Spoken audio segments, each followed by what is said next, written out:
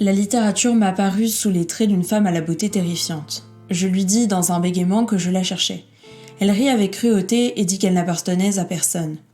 Je me mis à genoux et la suppliai. « Passe une nuit avec moi, une seule misérable nuit. » Elle disparut sans un mot, et je me lançai à sa poursuite, empli de détermination et de morgue. « Je t'attraperai, je t'assierai sur mes genoux, je t'obligerai à me regarder dans les yeux, je serai écrivain. » Mais vient toujours ce terrible moment sur le chemin, en pleine nuit, où une voix résonne et vous frappe comme la foudre. Et elle vous révèle ou vous rappelle que la volonté ne suffit pas, que le talent ne suffit pas, que l'ambition ne suffit pas, qu'avoir une belle plume ne suffit pas, qu'avoir beaucoup lu ne suffit pas, qu'être célèbre ne suffit pas, que posséder une vaste culture ne suffit pas, qu'être sage ne suffit pas, que l'engagement ne suffit pas, que la patience ne suffit pas, que s'enivrer de vie pure ne suffit pas, que s'écarter de la vie ne suffit pas, que croire en ses rêves ne suffit pas, que désosser le réel ne suffit pas, que l'intelligence ne suffit pas, qu'émouvoir ne suffit pas, que la stratégie ne suffit pas, que la communication ne suffit pas, que même avoir des choses à dire ne suffit pas, non plus que ne suffit le travail acharné.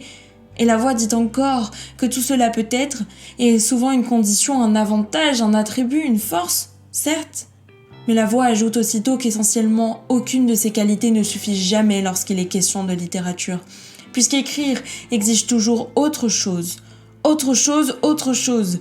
Et puis la voix se tait et vous laisse dans la solitude sur le chemin, avec l'écho autre chose qui roule et s'enfuit, autre chose devant vous. Écrire exige toujours autre chose dans cette nuit sans certitude d'aube. Mais pourquoi continuer ? Tenter d'écrire après des millénaires de livres comme Le labyrinthe de l'inhumain qui donnaient l'impression que plus rien n'était à ajouter. Nous n'écrivions ni pour le romantisme de la vie d'écrivain, il s'est caricaturé, ni pour l'argent, ce serait suicidaire, ni pour la gloire, valeur démodée à laquelle l'époque préfère la célébrité, ni pour le futur, il n'avait rien demandé, ni pour transformer le monde, ce n'est pas le monde qu'il faut transformer, ni pour changer la vie, elle ne change jamais, pas pour l'engagement, laissant ça aux écrivains héroïques, non plus que nous ne célébrions l'art gratuit qui est une illusion puisque l'art se paye toujours. Alors pour quelle raison ?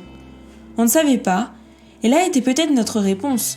Nous écrivions parce que nous ne savions rien. Nous écrivions pour dire que nous ne savions plus ce qu'il fallait faire au monde, sinon écrire sans espoir, mais sans résignation facile, avec obstination, épuisement et joie, dans le seul but de finir le mieux possible, c'est-à-dire les yeux ouverts. Tout voir, ne rien rater, ne pas scier, ne pas s'abriter sous les paupières, couvrir le risque d'avoir les yeux crevés à force de tout vouloir voir, pas comme voit un témoin ou un prophète, non. Mais comme désire voir une sentinelle, la sentinelle seule et tremblante d'une cité misérable et perdue, qui scrute pourtant l'ombre d'où jaillira l'éclair de sa mort et la fin de sa cité.